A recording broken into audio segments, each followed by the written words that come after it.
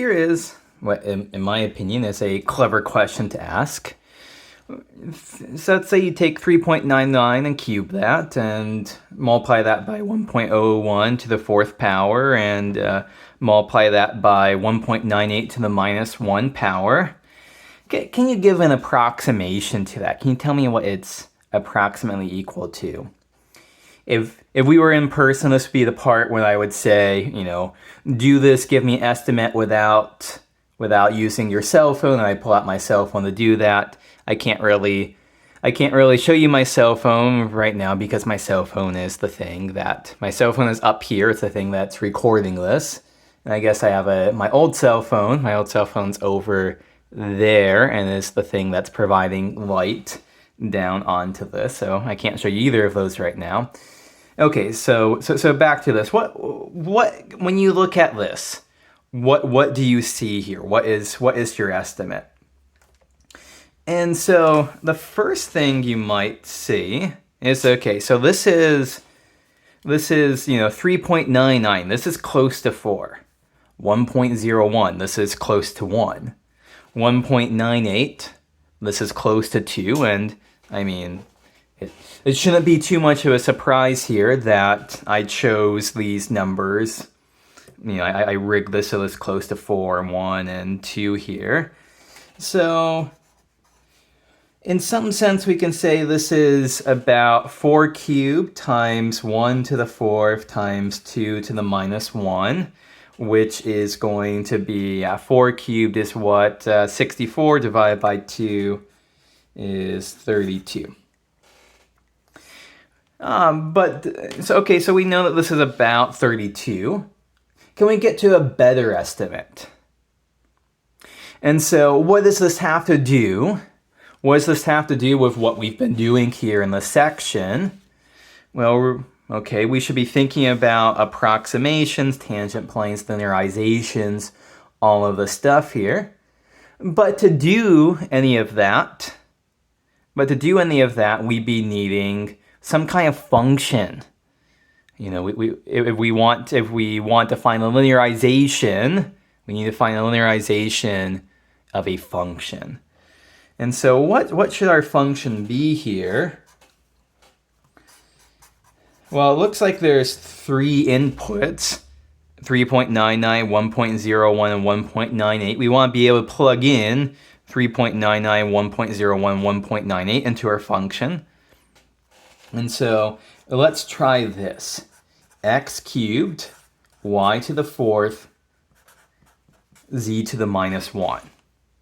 Because now the problem becomes, we want f of 3.99, 1.01, 1.98. And if we can't get that exactly, we'll settle for linearization and use linearization and give an approximation. Well, what's going to be... Okay, so let's carry out the process of getting a linearization.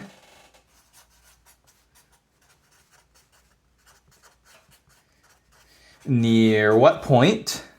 So the most natural thing, should be a set of values for which it's very easy to compute the function and its partial derivatives at those values. That's nearby 3.99, 1.01, 1.98. Let's go near. Let's do linearization near 412. Okay, so at this point then, let's go ahead and start crunching out things. So we already know that this 32, this is equal to f of 412. Now we need the partial derivatives, f sub x, f sub y, f sub z. Okay, so the x partial derivative here would be 3x squared, y to the 4th, z to the minus 1. The y partial derivative would be 4x cubed, y cubed, z to the minus 1. And the z partial derivative would be negative x cubed, y to the 4th, z to the minus 2. And so now when we plug in 4, 1, 2 into each one of these partial derivatives, so what do we end up with? We end up with 3 times 4 squared. 3 times 4 squared times 1 to the 4th, 2 to the minus 1. And that ends up as 24.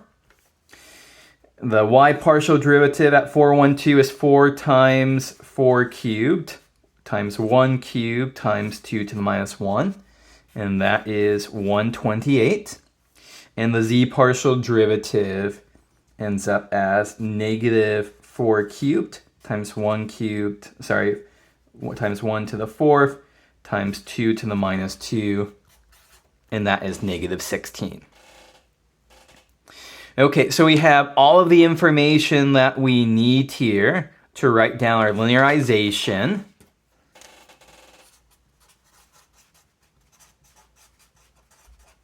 Our linearization L of x, y, z is going to be f of 4, 1, 2, the original point here, so 32, plus the x derivative, x partial derivative is 24, times x minus the x coordinate of our point is 4, plus 128, times y minus the y coordinate here, 1, minus 16, the z partial derivatives, times z minus 2.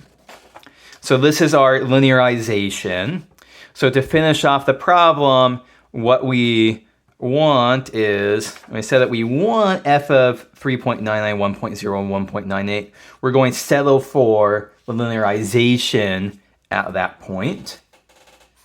L of 3.99, 1.01, 1.98. And, that will be approximately f of 3.99, 1.01, 1.98, the thing that we're looking for in the first place. And so what do we have here? 32 plus 24 times 3.99 minus 4 is negative 0.01, plus 128 times 1.01 minus 1 is positive 0.0,